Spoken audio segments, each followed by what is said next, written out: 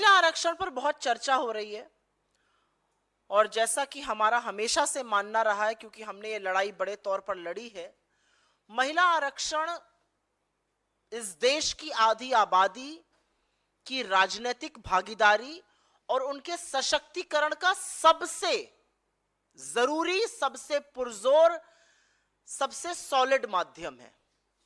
महिला आरक्षण से ज्यादा महिलाएं देश की राजनीति में आएंगी, पार्लियामेंट में आएंगी, नीति निर्माण में उनकी भागीदारी होगी, तो इसका हम पुरजोर समर्थन करते हैं।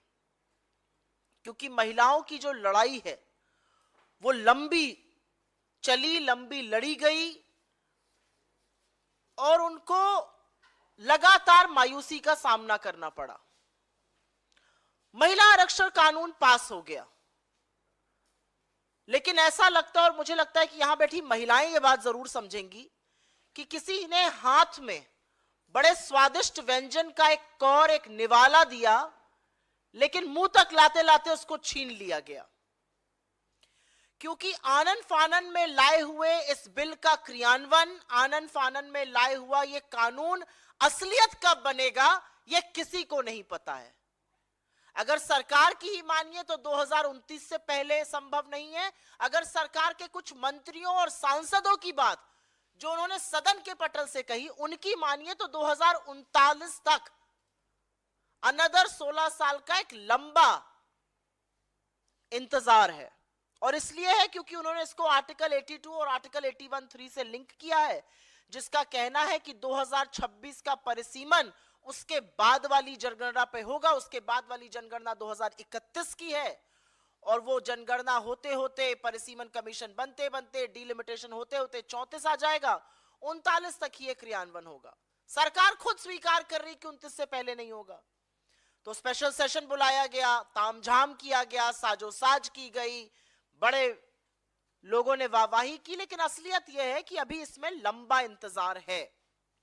और इसीलिए जिन महिलाओं को लग रहा था कि भागीदारी होगी, जिन महिलाओं को सशक्तिकरण की उम्मीद थी, इस देश की आधी आबादी अपने आप को थोड़ा सा ठगा महसूस कर रही है। क्योंकि उनको एक झुंझुना दे दिया गया, वो आप बजाते रहिए, जब होगा आरक्षण तब होगा। और ओबीसी महिलाओं के लिए सरकार ने कुछ किया ही नहीं है। ओबीसी महिलाओं पर एक शब्द नहीं बोल रही है सरकार। तो एक बात साफ है कि राज्यों में अपनी हार को देखकर, इंडिया गठबंधन की ताकत को देखकर, आने वाली आगामी हार को देखकर और अडानी पर कोई जांच ना आ जाए उसको देखकर, पहले तो इंडिया बनाम भारत का अनर्गल डिबेट चलाया सरकार ने। फिर समझ में आ गया कि ये तो बैकफायर कर गया। आक्रोश दिखा लोगों में। मां को चाहे भारत बुलाइए, चाहे इंडिया बुलाइए, चाहे हिंदुस्तान बुलाइए, उसकी तौहीन नहीं सहेगा देश। तो फिर हुआ कि लाओ भाई फटाफट महिला आरक्षण ले आओ। बिना सोचे समझे एक महिला आरक्षण आ गया। अभी 10-12 साल का इसमें वेट कर दिया गया। मुझे पता नहीं क्यों लगता है, और आपके माध्यम से ये बात मैं कहूंगी कि ये कहीं 15 लाख हर बैंक अकाउंट में, 2 करोड़ सालाना रोजगार, किसानों की दुगनी आय, 100 स्मार्ट सिटी, रुपए डॉलर का एक मूल्य, 40 रुपए लीटर पर बिकने वाला पेट्रोल और चीन को दिखाई जाने वाली लाल आंखों का जुमला तो नहीं है। क्योंकि अभी जहां तक है जुमलावीर जुमला ही देते हैं, तो महिलाओं के साथ, आधी आबादी के साथ भी जुमले का काम कर दिया गया। खैर, ये जो बिल है ये सार्वजनिक जीवन की महिलाओं को और संसद के पटल पर महिलाओं को ये ताकत देगा। ये जब भी आएगा, जब भी क्रियान्वित होगा, ये ताकत जरूर देगा कि वो महिलाओं के सशक्तिकरण की, जो चुनी हुई सांसद हैं, महिलाओं के सशक्तिकरण की, उनकी सुरक्षा की और उनके खिलाफ हो रहे अपराध पर बेखौफ होकर, बेबाक होकर बोलेंगी और न्याय की उम्मीद और गुहार लगाएंगी। मेरी आशा है कि जब ये बिल क्रियान्वित हो जाएगा, जब महिलाएं नए सांसद बन के आएंगी, तो वो एक नजीर पेश करेंगी। वो देश को और दुनिया को दिखाएंगी कि महिला सांसद बनकर वो अपनी जिम्मेदारी को पूरा कर रही हैं। वो महिलाओं के सम्मान के लिए, उनकी सुरक्षा के लिए, उनके हक की लड़ाई लड़ेंगी। ये एक फोटो है, ये भाजपा की तमाम वो महिला सांसद हैं। जब ये बिल पास हो गया तो उन लोगों ने प्रधानमंत्री से मिलकर उनका अभिवादन किया और साथ में ये तस्वीर खिंचवाई। अच्छा लगता है ये तस्वीर देखकर, सच मानिए मुझे भी बहुत खुशी हुई। महिलाओं को सशक्त देख के कौन खुश नहीं होता। देश की आधी आबादी है, हम इस आबादी का हिस्सा है। बहुत अच्छा लगा इस तस्वीर को देखकर, मन वाकई में खुश हो गया। लेकिन इन्हीं सशक्त महिलाओं के खिलाफ हो रहे अपराध पर सतत लगातार चुप्पी देखकर वो सारी खुशी क्षोभ में, दुख में और कहीं पर तरस में बदल गई। इतनी सशक्त महिलाएं, देखिए जरा, इनसे ज्यादा सशक्त दूसरी कोई महिलाएं पूरे देश में नहीं होंगी। और ये महिलाओं पर हो रहे अत्याचार, उनके खिलाफ अपराध, उनके खिलाफ हो रही अराजकता पर एक शब्द नहीं बोल सकती हैं। ये सरकार से आंख में आंख डाल के सवाल नहीं पूछ सकती कि हमारी बहनों के साथ ऐसा क्यों हो रहा है। ये है वो महिलाएं जिन्होंने पिछले 9.5 सालों से अपनी आंखों पर पट्टी और मुंह पर ताला लगाया हुआ है। तो सशक्तिकरण का ये जो रूप है, ये एक्चुअली मौन, चुप्पी और सत्ता की लोलुपता की दूसरी तस्वीर है।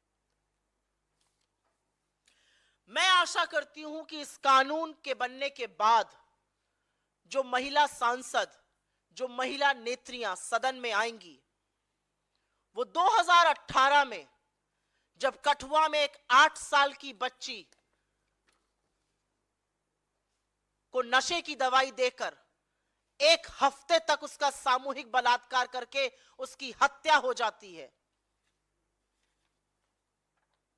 और उसके बाद भाजपा के लोग आरोपियों के साथ खड़े नजर आते हैं, उस पर अपनी चुप्पी जरूर तोड़ेंगी। वो नई महिला सांसद इन महिला सांसदों की तरह चुप नहीं रहेंगी, वो न्याय की मांग करेंगी कठुआ की उस 8 साल की बच्ची को लेकर।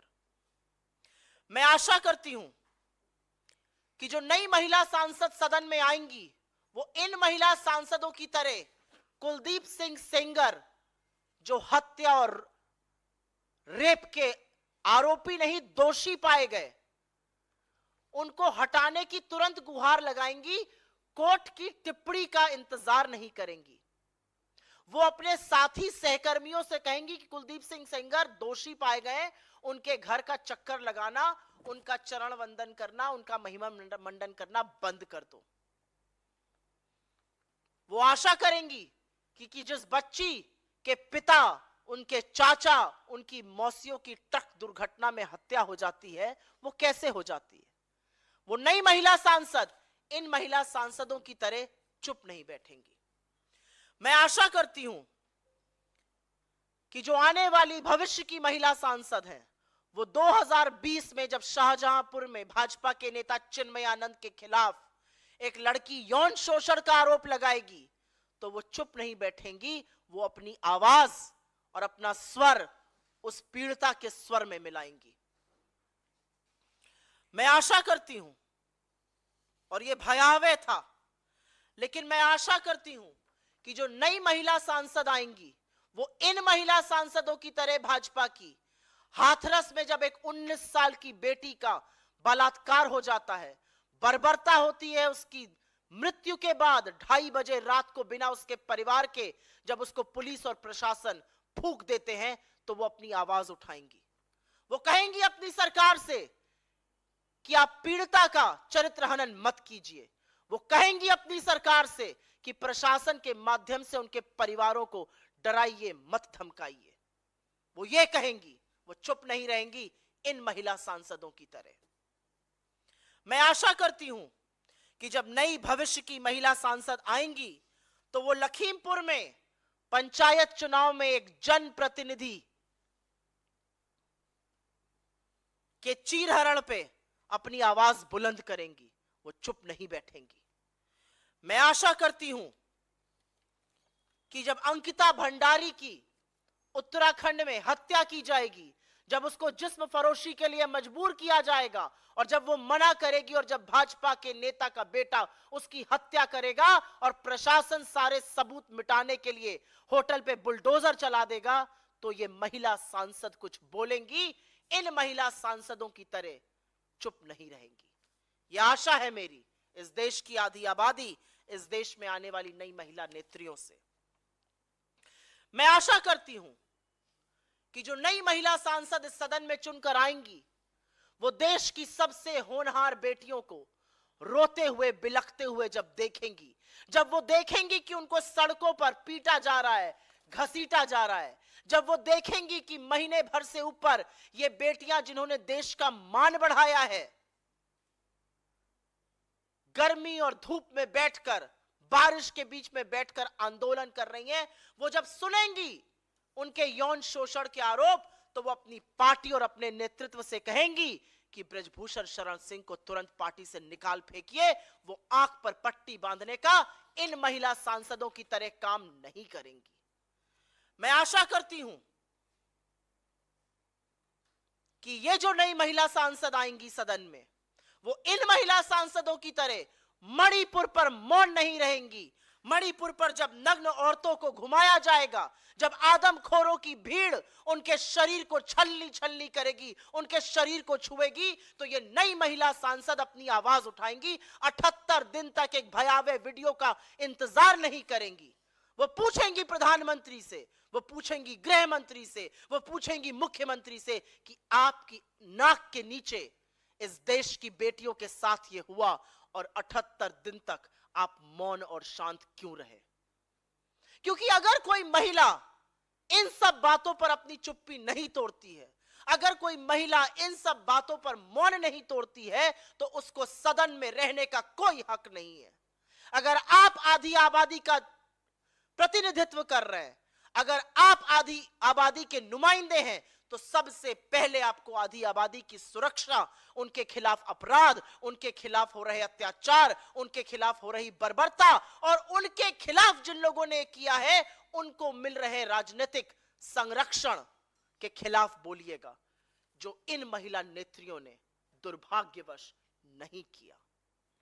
मैं आशा करती हूं कि भारत जो वीरांगनाओं की भूमि है और एक से एक वीरांगनाएं हुई यहां, भारत जहां पर मां के पैर में जन्नत और स्त्री को देवी का दर्जा दिया जाता है, वो स्त्री को उसके वजूद को पहचानेगा और ये महिला नेत्रियां जो चुप रही, ये सबक सीखेंगी।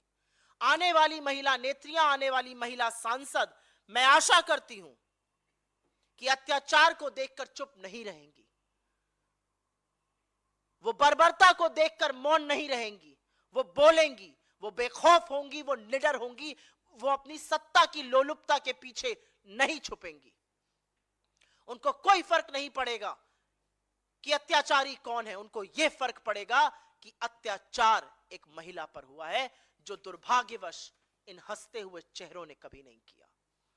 I will very briefly make a statement in English on this and then I will take your questions. The Women's Reservation Bill is a long-awaited judgment, on the empowerment of women, a long-awaited legislation that has been passed. We welcome its passage. We obviously have serious issues with how delayed it's going to be, because this looks like yet another tall promise that may not see the fruition of day. You never know when it happens. According to the government's own admission, it will not happen before 2029.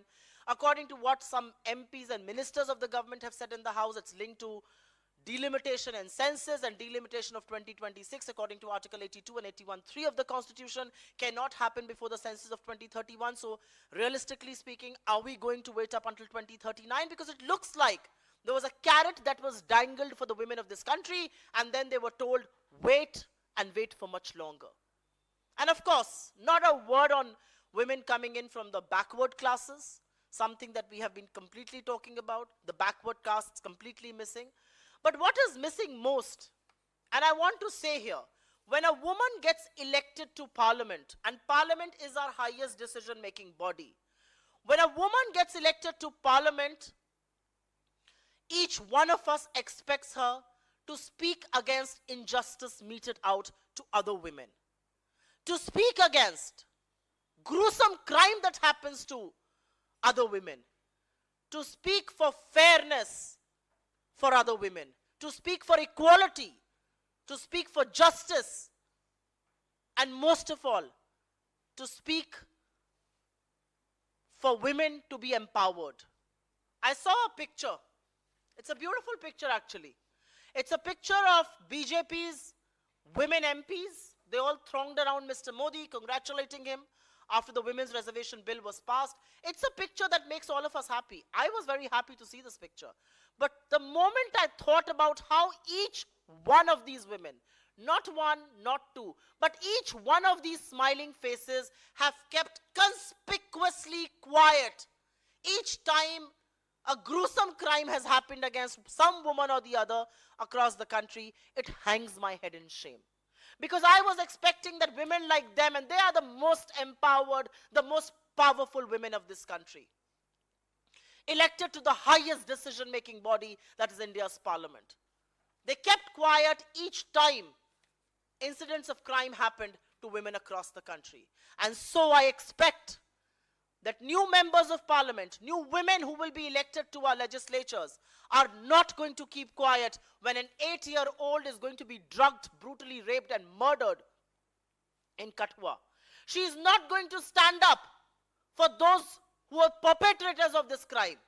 She is going to ask for justice, unlike what these women did. I do hope that the new MPs, who are women who get elected, are not going to keep quiet when Kuldeep Sengar is found guilty, not charged, but guilty of rape and murder. They are not going to keep quiet when a 19-year-old level serious charges, her father, her uncle, her aunts die in the process.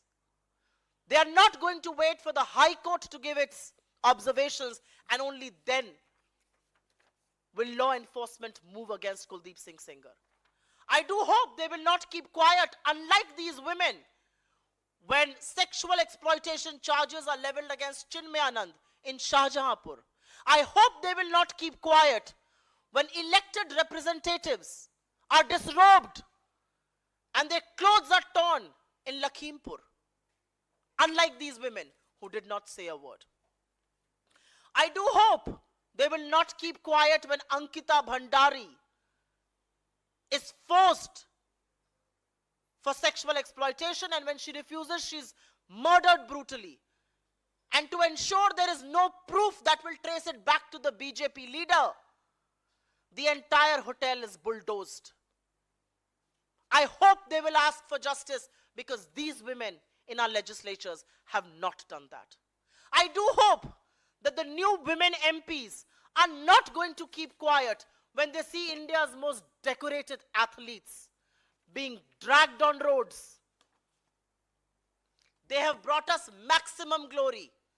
They will not keep quiet when they are dragged on roads, mercilessly beaten up, because they level sexual exploitation charges against one of BJP's MPs. I hope the new members of parliament are going to speak against the BJP, are going to speak against the leadership and say a man like Brij Bhushan Sharan Singh, who's charge sheeted for sexual exploitation, cannot be a part of our decision making, cannot be our colleague in parliament. I certainly do hope that the new members of parliament are not going to keep quiet when a Dalit girl, all of 19 years, is raped, murdered, and burnt without the presence of her family at 2:30 in the morning in Hathras. Because these women legislators did not do that. These women legislators did not say that what happened in Hathras was a shame on humanity. It was a blot on being a woman. They did not raise their voice on the fact that there was victim shaming, that the UP police and the UP administration and the BJP leaders continued to say there was no rape. And I do certainly hope that the new legislators, the new MPs who come to parliament, are not going to keep quiet when two women are paraded naked in Manipur, I hope they will not keep quiet for 78 days and they will raise the questions to the Prime Minister, to the Home Minister, to the Women and Health Minister, to the women departments in this country.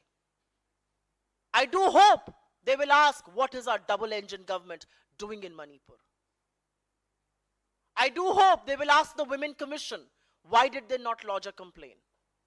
Because when you elect women, you expect them to speak for other women, to speak for one half of humanity. You expect them to voice their opinion and ask for justice when women are denied justice across the country. You don't expect them to be mute spectators with smiling faces for cameras and not speaking a word for another woman in this country. Women in the BJP who have been elected to parliament, with all due respect to the election, have really let down half the country's population. They did not speak on gruesome crimes. They did not speak on political patronage. They did not speak when women across the country were made to suffer, made to humiliate. And I do hope the Women's Reservation Bill and whoever gets elected is going to change that.